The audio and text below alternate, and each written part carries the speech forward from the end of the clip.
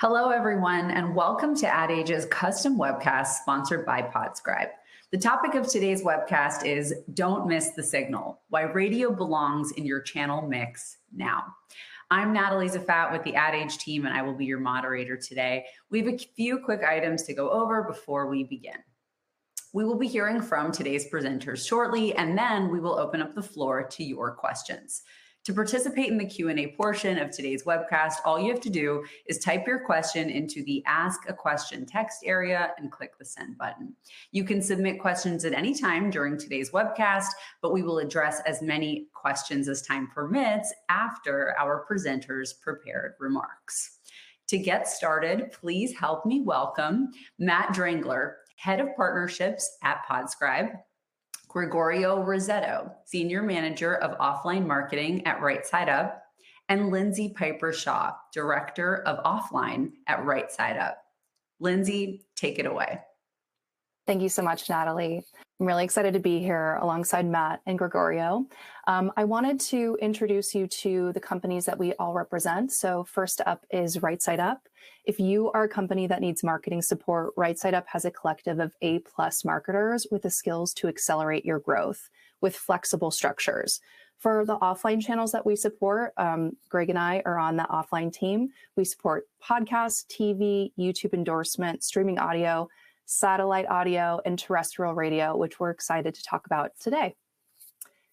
And for Podscribe, if you're looking to measure offline channels, Podscribe is a trusted audio measurement platform with best-in-class attribution and verification, which powers better, more efficient marketing decisions.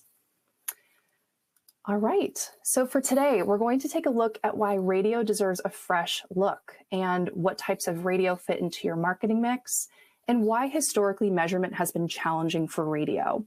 We're going to dive into the enhanced radio attribution tool and how it works. This is the tool that Podscribe and Right Side Up have developed together. We're going to go over the key features, the impact, and why it's important and why it matters to marketers. We'll also get some real world examples so you can see how it works in real time. And then we'll do the Q&A. As Natalie mentioned, you can submit your questions for the Q&A later after the webinar. All right, let's get into it. So, Greg, I want to start with you. I want to talk a bit about radio's impact and why marketers should consider it with fresh eyes. Yeah, absolutely. So radio, I'm sure as many of you know, is the largest reach medium in the US, right? You're reaching 87% of adults 18 plus every month. It's also one of the most efficient media channels out there. It's a very trusted and reliable source for listeners. As I mentioned, it's cost efficient. And I always say to people, give me a media channel that can reach that many people consistently. There's none out there. And, it's one of those that, why we're doing this and why we love radio so much. Some of the radio options that we will talk about, we have terrestrial radio. You can look at terrestrial from a national perspective, depending on how wide of a reach you're looking to cast. You can also look at it locally, depending if you have local initiatives, local stores, things like that. There's also satellite radio, like Sirius XM, and then there's streaming radio, a Pandora, a Cats, and Odyssey, those types of streaming partners that we look at.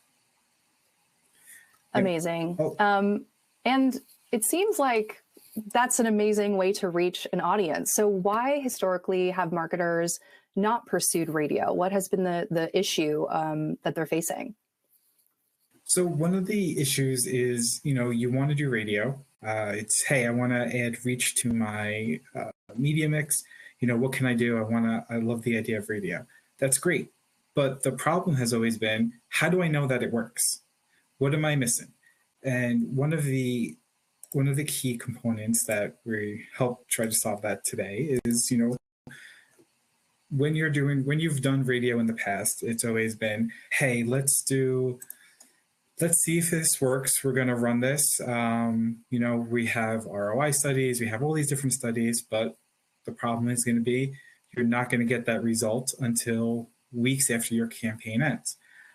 Or maybe you're doing promo codes or 1-800 numbers. Again, I love that. I think that's how radio, when you think of radio performance, that's how it started with the promo codes, started with the 1-800 numbers, go to client.com/here, or go to the client's website, click that radio button, make sure you type in where you heard it from.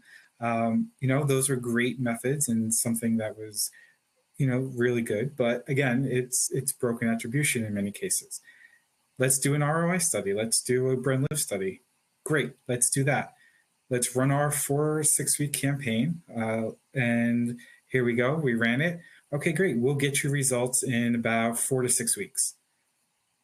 By the time you're getting results, a lot of your budget has already been spent. It's been, we have direct results. We have quicker results from podcasting and streaming and digital channels. We know this works already. We're going to move those budgets. And radio misses out on that budget allocation. We'll try and get it back next time. Maybe next time we'll do that. We'll run a study again. We'll see how it works. Again, it's that delayed answer has always been the problem for radio.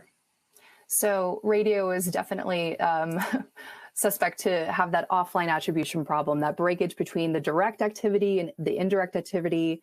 But also more sophisticated models can lead to this slowdown of making decisions that marketers want to make in more real time. So Matt, what other issues are you hearing from advertisers, or what has been your perspective hearing about the measurement issues from the people that you work with? I got to start by saying digital marketing has ruined everything. And what I mean by that is that I think there's an expectation that measurement and results are coming in quickly, that decisions can be made just as quickly, and we can see the reaction to those changes and those decisions quickly. And everything that we just talked about, Greg, Lindsay, both of you just talked about, not so quick. So I would say that's probably one of the most important things from my perspective is we can really sort of speed up the measurement and attribution, and we can start seeing things in an apples to apples way, the way that we're used to seeing things across, our Facebook, our digital buys and things like that. All of a sudden, we sort of are talking about radio in a different light. And so that's sort of what I'm hearing today is there is a need to be able to measure this stuff at a decent cadence so we can make smarter decisions mid-campaign rather than making these decisions after the campaign is done and perhaps planning for next year.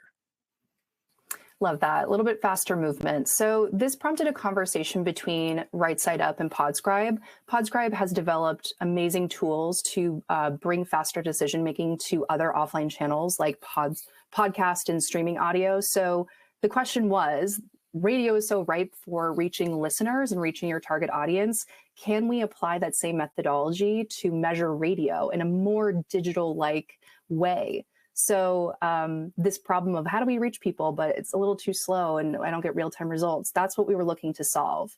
So Matt, I would love for you to talk a little bit about, or actually, sorry, Greg, wanted to talk about just kind of what we're looking for in a tool like this as we were developing it. Like what kind of things that did you want on your wish list as a marketer that uses the radio channel to reach listeners?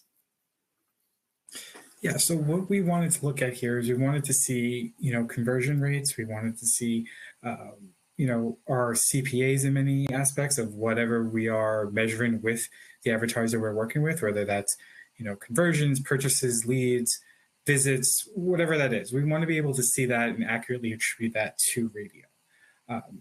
We wanted to be able to optimize, right? We wanted to be able to optimize a lot faster, whether that's mid-flight, moving dollars around where possible, whether nationally or locally, whether we're optimizing on creative, maybe we're seeing creative, we're testing multiple creatives and we can start optimizing to a certain creative that's performing much better.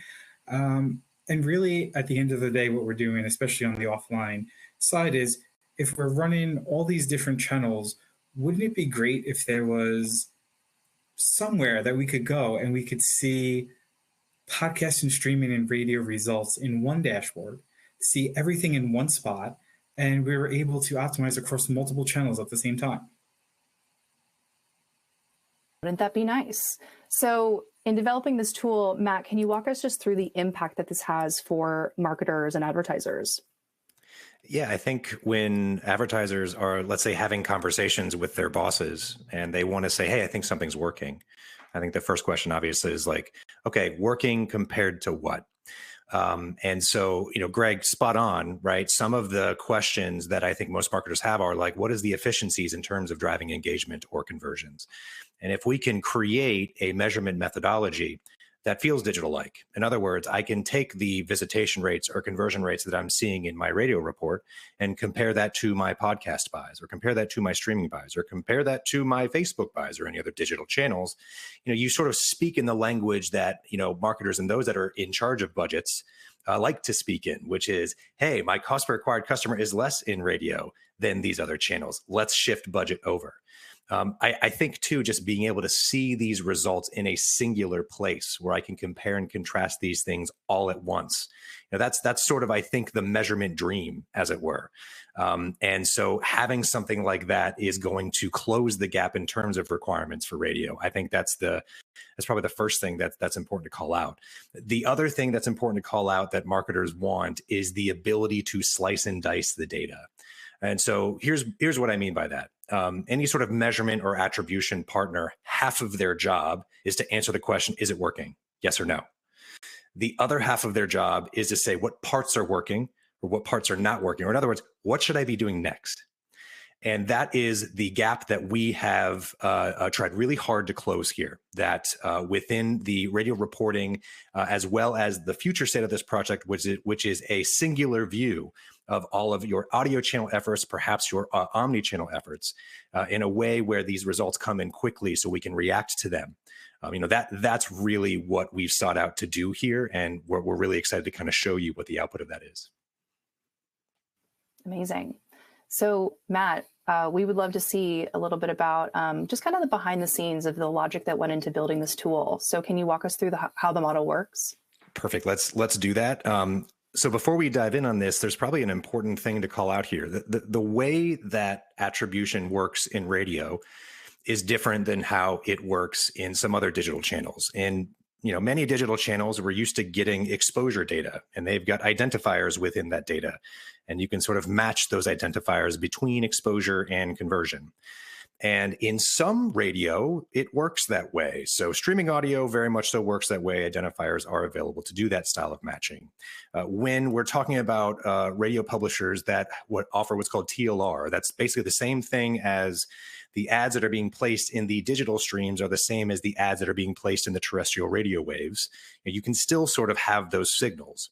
But if we're only operating sort of in the TLR world, we miss out on the vast majority of other radio publishers that are out there where these signals don't exist.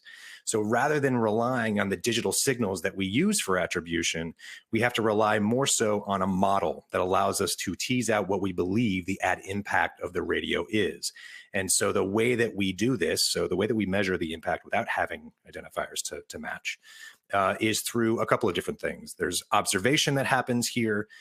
There's seeing what is the impact of sales when a stimulus is added, so on and so forth. So really quickly, we can just kind of go through this list. So the first thing that's important is to understand the trends in the data. So what I mean by the data, quite literally, what is the purchase or engagement data happening with that advertiser? And what does that look like over time? What is the seasonality? What is the typical buying behaviors? Are certain times of the week or certain times of the year, heavier up than others? And we can sort of observe these historical trends to start understanding, hey, when we see a spike in performance, is that because of radio, or is that because of sort of the trends that we've observed that we expect to happen based on, again, buying behavior, seasonality, so on and so forth? So the first one is observing those historical trends. The next piece is calculating the baseline. If we can sort of observe those historical trends for long enough, we can kind of start to predict what we think is going to happen next. And especially within the absence of radio, we can calculate this baseline that allows us to say, hey, we think the conversions are going to be X. And when we see radio, can we sort of like compare and contrast what we think it's going to be versus what we actually observed? And that's sort of where we start to tease out the ad impact of radio. What I'll also say, too, is because we've got all of this data available to us, we can slice and dice it down to the day, down to the hour, down to the location or DMA. And you can see what these sort of seasonalities or buying trends look like within all of these levels of granularity as well. And so that allows us to calculate what we believe to be a solid baseline of what is the impact of everything else minus radio, everything else that is going on in terms of what the advertiser is doing to drive conversions or drive engagement. So this would be things like all the other marketing channels. This might be things like the overall brand awareness or perception of that brand at any given time. This could be word of mouth. Everything that's not radio is sort of what goes into this baseline calculation. And so that is a really important aspect of this model, to understand that baseline so we can isolate the impact of radio here.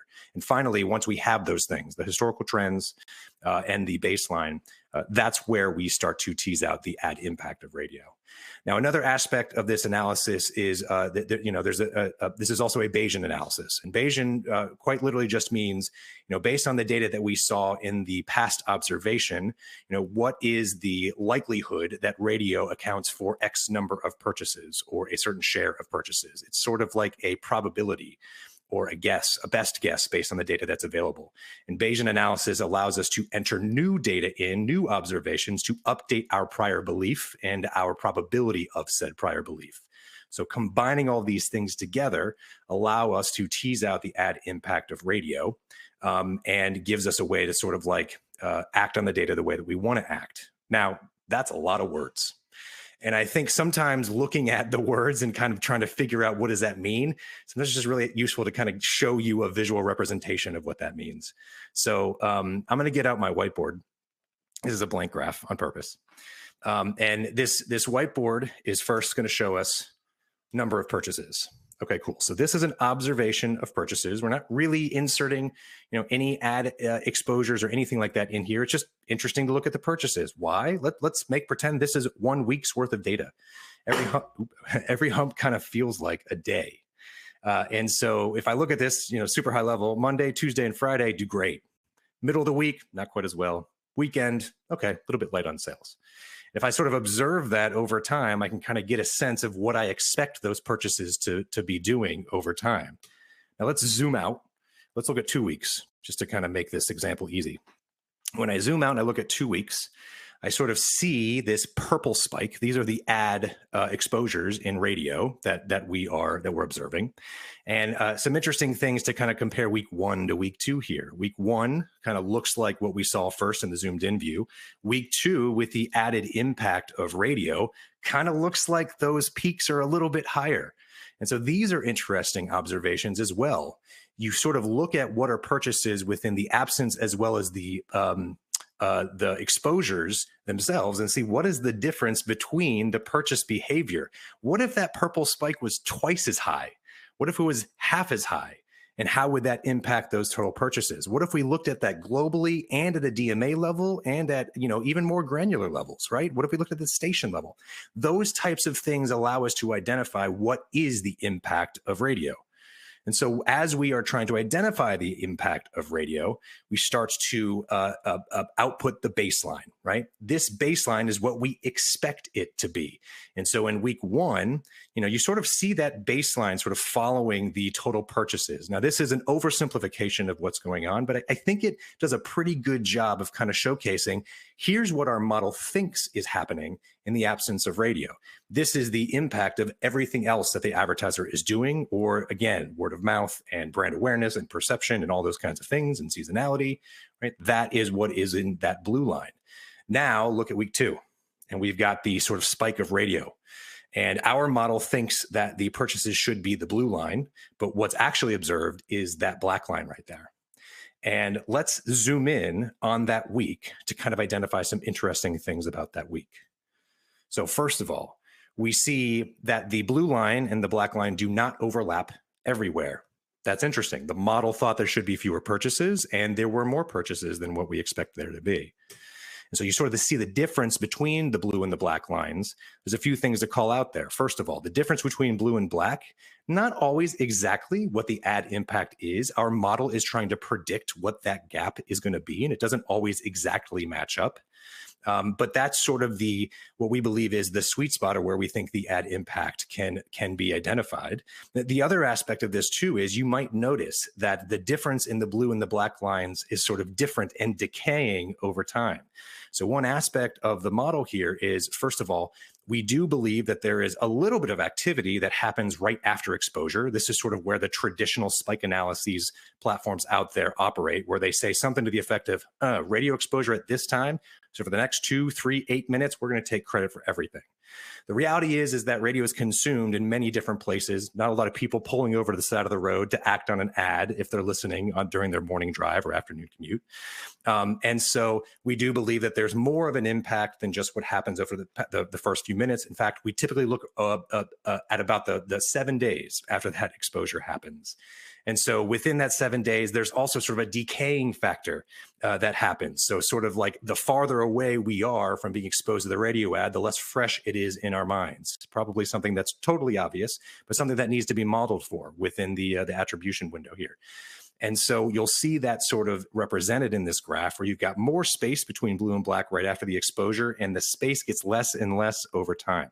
So that's another aspect of this model that is that's important to make sure that we are identifying the sort of where the incremental impact of radio begins and ends.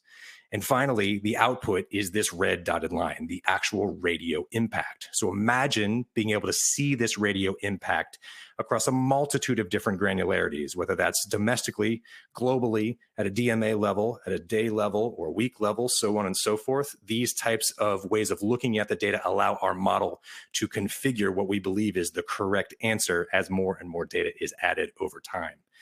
And so once we've done all of that stuff, it allows us now to take the data that's coming out and start making really useful ways to look at the results of this data to help inform advertisers and marketers what they should be doing next based on what they're seeing.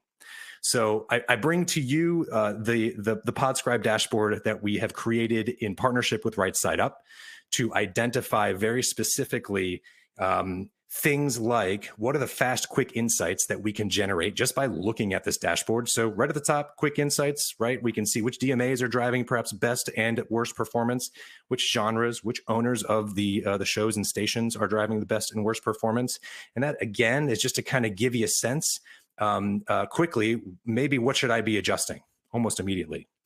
Now, just below that quick insights section, this is a very normal graph that within the PodScribe dashboard, we showcase across all the channels that we measure today. And that's sort of like step one in this mission. Like, how do we make this feel more digital? Make the data easier to look at, to visualize, and to change in order to identify our hypotheses and sort of prove those out or disprove those. And so within this view right here, you can see over time, right, what's the impressions that are being delivered? How many ads are being dropped at any given day or at any given time? What are the attributed visitors, the attributed conversions? And you sort of see that at a day, a week, or a month level, so it's easier, to observe those trends over time. And again, make some really good data-backed recommendations on what to do next. So that's sort of the first part. You can imagine, by the way, clicking on that cost per acquired customer down there too, like that, graphing that out over time, graphing return on ad spend over time. Just imagine what we can do with that kind of data. Now, the next piece here is, again, like this kind of shows you, is it working, yes or no, at least in the graph here, and some of those summary numbers on the left. But how do we sort of slice and dice things, understand what to do next?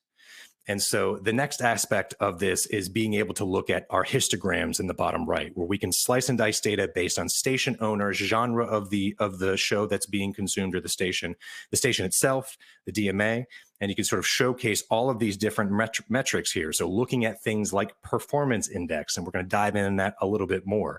But which DMA has the highest share of total spend or highest number of impressions, or the lowest share of total conversions? Right? You can start to isolate those types of things to see what's working, what's not working, so we can make adjustments to our buy over time. Again, speeding up the pace to get to an insight and recommendation. And then I think the final thing here, which is probably my most favorite way to look at this data today, one really quick thing to call out, we've talked about performance index. And performance index, for those of us that are marketers, we know. For those of us that maybe don't sleep in the spreadsheets like we all do here on stage, we think about performance index as over 100 good, under 100 not so good. And super simple calculations. So the way that one calculates performance index is what's the share of conversions divided by the share of spend. If there is a DMA that has 10% of conversions, yet only 5% of spend, how we could say something like about that, right? That the efficiencies are great. 10% divided by 5% gives you 200 index. What if it's reversed? What if it's 10% of spend, yet 5% of conversions? Well, you sort of see the mismatch there, right? From spending that much and getting half of the share of conversions, that's a 50 performance index. Some advertisers, by the way, want to see that not as based on number of conversions or spend, but perhaps based on revenue and number of impressions. That sort of performance index can be calculated based on the metrics that are most important to you. And that is adjustable within this dashboard.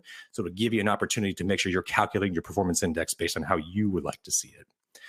And then also too, in here, you're going to see this like map of the United States. Anywhere where you see green states, performance index statewide is pretty darn good. And as you get down to sort of like the yellow, the orange, and the red, that's where we see decaying performance a little bit in terms of performance index. Anywhere you see the bubbles, those bubbles are dots, right? The size of that is going to denote at least what's being selected right now by share of impressions. So 5% will be higher than 0.5%. You could also do that based on spend. You can do that dot size based on a multitude of different things to help you analyze the data. But what I'll say is as you hover over all those various things, it will show you the math across all those DMAs, across all those states. Again, just making it really easy to say things like, hey, West Coast is performing great, but Midwest, maybe not so good. And let's talk about why. And so I'm going to step back because I've said a whole lot there, and I hope a lot of this makes sense. But this was the vision for the radio attribution dashboard here in partnership with Right Side Up, that we'd really want to make this easy to digest in terms of getting insights and make it feel like digital. Love that. Thank you for the deep dive, Matt. And thinking about the back end of this and just the logic that's going into it, as a marketer, it's really important that we understand the impact of these channels and give credit where credit is due. And so walking through that, I think makes complete sense, just so everyone understands the logic that goes into this. And then the front end is very exciting for us as well, just making this a little bit more accessible. Greg, are there things that you're excited about as a marketer? You've been in these channels for decade plus, measuring performance. So what makes you really excited about these tools that we've developed? Yeah, so first I just want to say, this view here that we have with the map is probably my favorite view, like Matt had said as well. Being able to come in here, seeing down to the impression by DMA, seeing how conversions are looking by DMA, seeing how many ads are running in DMA in the local DMAs, that gives us, if we're looking at this from a national perspective, that gives us a chance to go in and say, hey, maybe these couple of DMAs, we're doing really good here. Let's go in locally. Let's do a little bit more here because we're seeing such great performance. Or maybe vice versa. Maybe it's, hey, we're not seeing great results here. Maybe we do something differently. Maybe we go in, we can also get down to, as Matt had shown before, the genre level. Maybe there's a couple of genres that aren't performing as well as we would have liked. So maybe it's the news talk that's, hey, not seeing great in news talk. Sports is doing great. Maybe it's more sports, or maybe it's more music, or whatever it is. And then we can kind of change and update the buys, and kind of goes back to what we were saying before, where we can optimize a lot faster now compared to where we were, where, a couple of weeks after your buy ends, it's, hey, these genres didn't do that good, but these genres did great. Well, if we would have known that before, we could have optimized faster, get those genres, get more dollars, get more impressions into those genres, and we could have seen an even better success in our radio campaign. So the view of all of this and getting this in real time on a weekly basis, that hasn't been done before. So being able to do this now, it changes the game. This changes how we can look at radio, how we can move faster in radio, and it brings it more to this digital age of how we're looking at things now. Makes complete sense. So I think that's a perfect segue into why this changes the game and why marketers should really revisit radio. And I think that it really boils down to having that confidence and more control for, better clarity in your decisions. Greg, what have you seen in using this tool with your advertisers? Yeah, and I think that's something, I also wanted to mention too, is like, we see the screenshots, we see the whiteboard, we've seen all this stuff. And it's like, hey, this is great. How are you getting to these numbers? How are you figuring this out? This tool is actually live. we've been working with this tool with Podscribe for the past year and a half, I would say, with advertisers in the radio space, advertisers that we work with, like a Robinhood and a Gusto and a Nutrafol.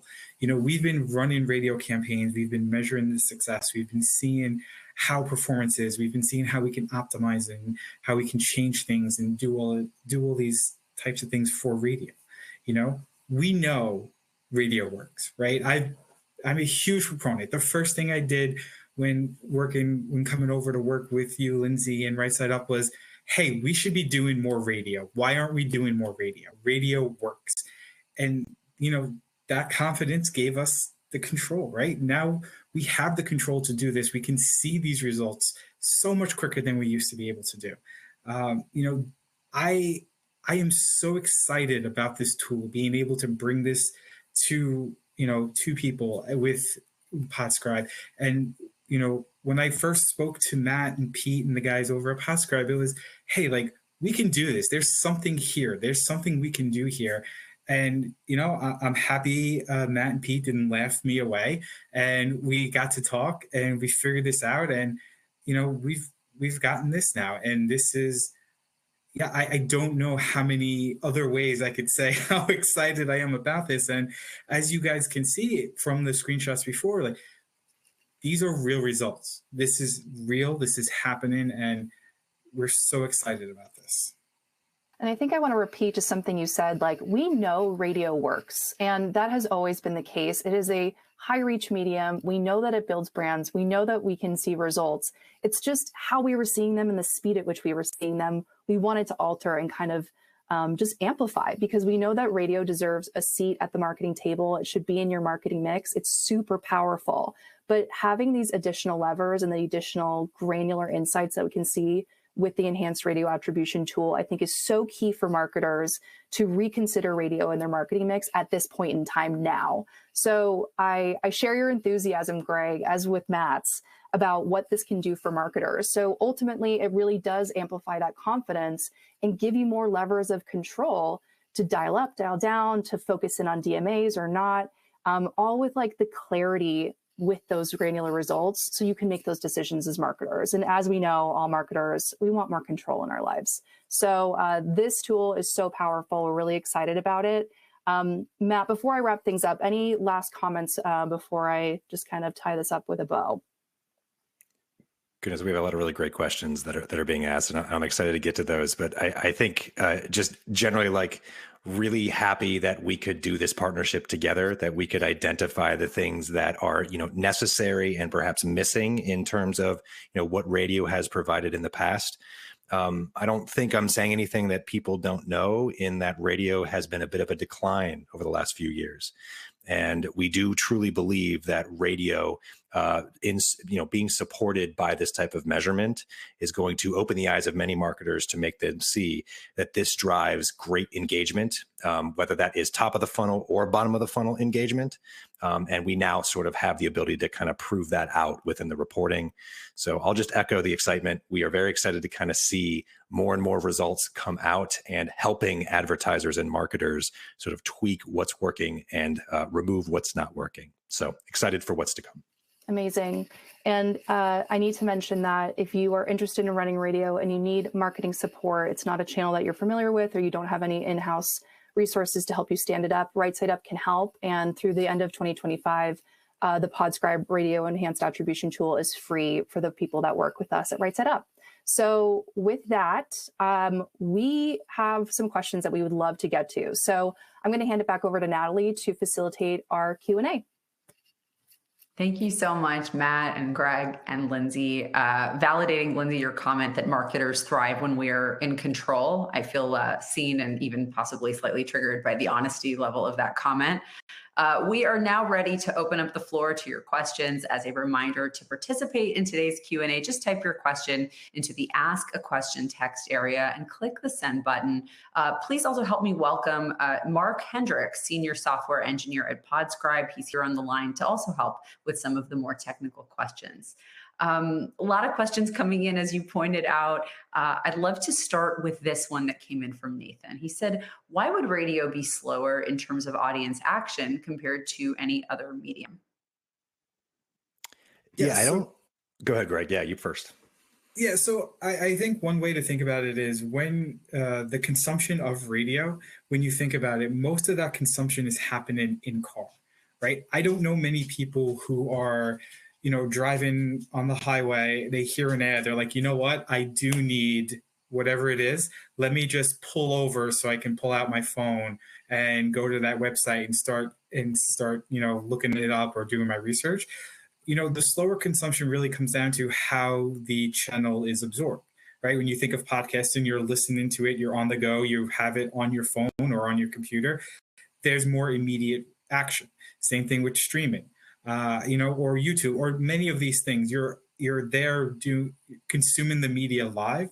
While you're consuming radio, more often than not, you're in a vehicle. You're doing, so it's just hard to. That's one of the broken attribution points of radio is because of how it's consumed. Yeah, I might just add to this. You want to add? Yeah, please. Thank you, Natalie. I was just going to say too, I'm not sure. And Nathan, maybe you can ask another question or a follow up here. I'm not sure if this challenges sort of the concept of spike analysis is what Nathan is kind of talking about, which is why don't we just take credit for everything happening within 5 minutes or 10 minutes, whatever that number is? Why do we look 7 days out by chance? I think, Greg, you've done a good job of kind of talking through that. In other digital channels, by the way, we're used to what we call attribution windows that are sometimes 7, 14, and 30 days. There are digital marketers that look at their banner ad performance and they look at, hey, we should do a 1-day view through attribution window and a 7-day click through window from an attribution perspective. So, Nathan, I'd be curious to kind of have you follow up and maybe ask maybe a contextual another question here, because I'd love to kind of hear what your thoughts are in terms of, does that make sense? Should we really just be thinking about the first 5 or 10 minutes? I think both me and Greg are on the same page when we think perhaps not, just kind of based on where people are when they're being exposed. But very curious to kind of hear your thoughts on that. So thank you for the question. All right, Nathan, we'll wait to hear your follow-up. Lots of other questions trickling through. Here's one, and I think a lot of them are all about the measurement here. How do you know that the measurement works, and have you proven it out? Yeah, so as I mentioned, this is live. We've been working on this for the past year and a half, and not using like make-believe data in this instance, right? We're using actual results. One thing I can say is one of the advertisers that Right Side Up works with was also doing an MMM as well. And we took the MMM results from radio and we compared it to what we were seeing here with the Ever tool. And we were actually almost down to the decimal point, the same number. So we were seeing results that, again, a great standard in measurement within MMM. We saw the same results with this tool. With that, that kind of gave us a, hey, we think we're really onto something. And, we've been feeding it data, feeding it radio campaigns for the past year and a half. And yes, we know it works. It does work. We're seeing the results. And it's been something that's been tremendous for all the advertisers that we're working with. I have a follow-up here from Gary, who's saying, how many days of radio were used in the scenario of 2 weeks? I will be very transparent, saying it was a very simplified example, just to kind of make it clear how this the model is working and what we're thinking about and considering. But in that example, that was just like 2 days of exposure. So one on like that second week Monday and one on Friday. Just to kind of prove the point of like, what does the baseline look like when you've got exposure? What is the difference in the baseline and total purchases looking like? I don't know, Gary, if you want to dive in more on that question, but it's essentially, it was just like 2 days of radio, just as an example. If you're just joining us, welcome. And we have the floor open for your questions. As a reminder, to participate in the Q&A, just type your question into the Ask a Question text area, click the send button. We have a question here from Ryan. I hope I'm pronouncing that right. What would happen if there is unrelated seasonality happening around the time that radio starts? Good question. I love this question. Mark, do you want to dive in on this one? Yeah, so I can talk to that point. So in Matt's example, he kind of showed how, there was one spike in radio in one day and one spike in another day. But that's definitely a concern of like, well, what if other things were happening on that first day? And one of the key things that we do within the model, and one of the reasons that the model is able to work better with more data, is that we compare performance and we compare trends across multiple days and multiple weeks and different DMAs, and we try to break it down from different perspectives so that you can look at, say, there was a big spike on Monday and there was a big spike in purchases, but every Monday we don't see we don't see that same spike in purchases, but if we have the same number of impressions, does it behave the same way? Similarly, you can look across days or DMAs. If one DMA performs really well and then others don't, you can kind of use that as a way to gauge to say, the radio impact probably wasn't huge because it's kind of one-off in this case, and it was probably driven by something else. And so basically the ability to pool these different perspectives into the model is kind of the key thing that we do to be able to suss out these impacts from other channels and other events that could happen, and build them into the underlying, like assume that they're part of the underlying seasonality and underlying contributions and not part of radio. So, yeah. Makes sense. Here's a question from Andrew. He's saying, what about advertisers that are already long-term users of radio advertising? How do you separate that out from their baseline? Oh, I saw Greg go off mute. I thought you were going to answer. So I think there's a bit of a similarity in what Mark was just mentioning, but there is a little bit of a reliance on there being some difference in spend, let's say from DMA to DMA or week to week. And so having the differences week over week or DMA to DMA help us to sort of isolate what the impact is of radio, even if they've been a long-term radio buyer. I might recommend to an advertiser like that to go dark for a month and kind of see what that does to the total purchases or the overall business, and then turn back on. And maybe even doing this in a more heavy testing scenario, perhaps with a partner like Right Side Up. But these types of things, from my perspective, are important because if you just continue to run radio, you sort of have the same prior beliefs forever and forever. And so to really ensure that your marketing channels are working, there's a level of, I think, experimentation that's needed to ensure and to suss out what the impact is from radio or any other channel from that perspective. So I would love to hear if the Right Side Up team or Mark, if you get any thoughts on that. Yeah, I mean, just to add to that, Matt, I think you're spot on there. But yeah, I mean, again, the key is just you're looking for signal, you're looking for differentiation. So if you are running radio continuously, having shifts in the amount of impressions and the amount of spend, that allows us to see like, okay, you increase impressions, you decrease impressions. How does that fluctuate with increases and decreases in your conversions? Or if you go dark, or if you don't run it in certain DMAs, there's all these different angles that you can view it from to try to see like how do things shift, and then over time how are those shifts kind of combined to give you a certain level of confidence of the overall impact. So you do need a little bit of variation, but if you're continuing to run radio, that variation can just be amongst like how many impressions you have in a given week or over time. So. Yeah, exactly. I think you both perfect answers, right? That's really what you need. If you're that long of a long-term radio advertiser, you need something different, right? So in that sense, it's either, going completely dark or switching up some of the partners that you buy, because you can be switching up your reach and your frequency. So there's just some type of variation you need just to see what radio is. So if you're afraid to go completely dark, maybe it's just working with 2 partners or whatever that might be. But yeah, absolutely.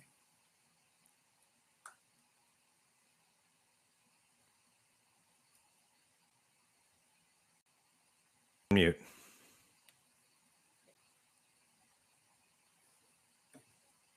Oh, Natalie, I think you're on mute. Hi, everyone. I was just marinating on your answer and also going through some of our questions that came in. A few of them are feeling logistical in nature, so maybe I'll rattle them off and see if anyone wants to chime in. For example, when did you release/launch this set of tools? That came in from Thomas. And somebody else is asking here, are you planning to license the radio attribution tool to other agencies? I wonder if anyone has thoughts on those.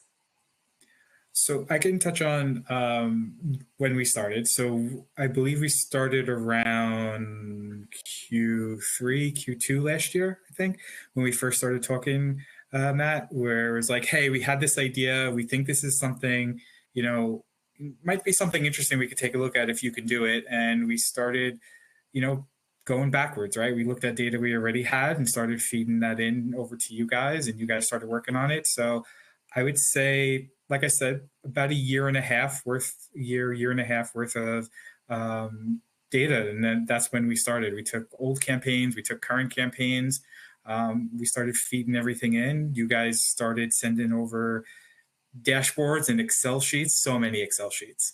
And we started going through everything, and we started iterating and optimizing. And yeah, so about a year and a half.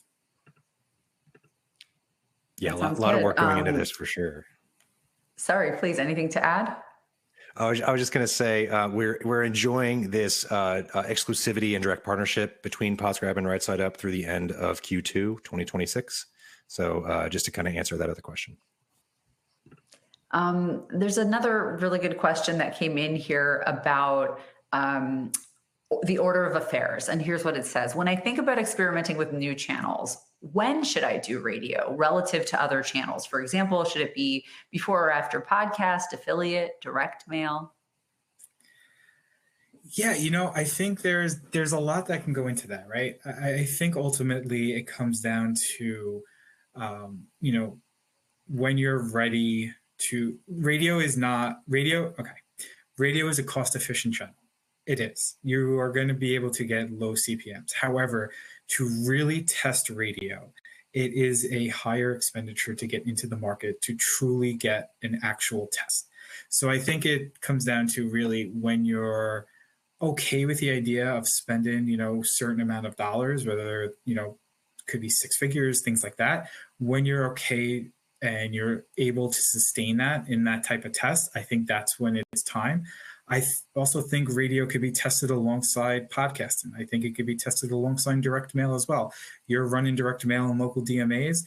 Let's run a radio test, and we can even do it locally and test. Maybe there's some markets you're not going to run some direct mail in. We can test radio, and we could see how that looks. I think it just comes down to having a conversation of when you're okay with the idea of, hey, listen, this is going to be a big spend. This is going to affect our CPA for a lot of performance advertisers. And when we're okay with that thought, then I think it's time to test radio. And, we're here to kind of help people understand that. We're here to help advertisers, what that plan might look like. And Podscribe is here to help measure that with, podcasting and streaming and all the other channels that they're able to do. Anything to add here as we close out our Q&A portion from anyone? Any parting thoughts? I will say everyone now talks about what era they're in. I believe I'm in my radio era.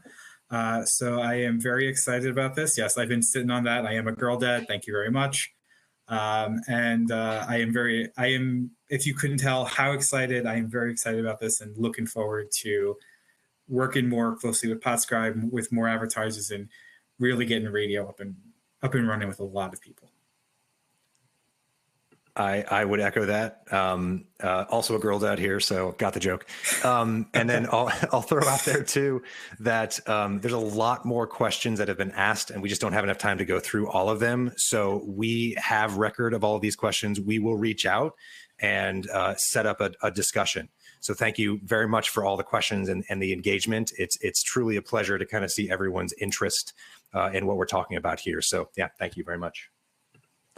Well, we have reached the end of our time. Thank you, Matt, Gregorio, Lindsay, and Mark for your insights today and for your offer to answer all of the questions even after today's webcast is over. And thanks to you who tuned in today for attending AdAge's custom webcast sponsored by Podscribe. Quick reminder before we depart, you can view and listen to this presentation on demand using the same link you used to attend today. You will receive an email as soon as the archive is ready. On behalf of our guests with Podscribe, thank you so much, and we will see you next time.